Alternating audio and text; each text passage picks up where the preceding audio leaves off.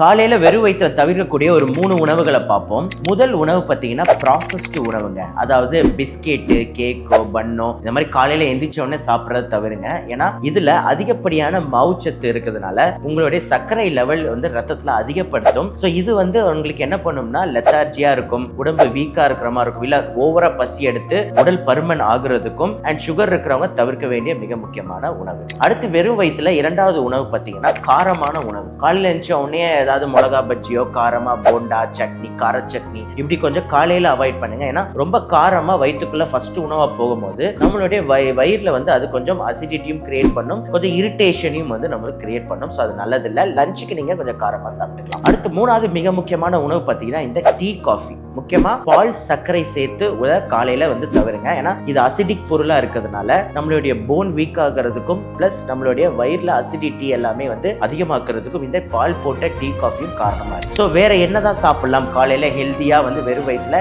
என்ன மாதிரியான உணவுகள் எடுக்கலாம்ன்றத இந்த வீடியோ கீழே டிஸ்கிரிப்ஷன்ல போடுறேன், படிச்சு தெரிஞ்சுக்கலாம்.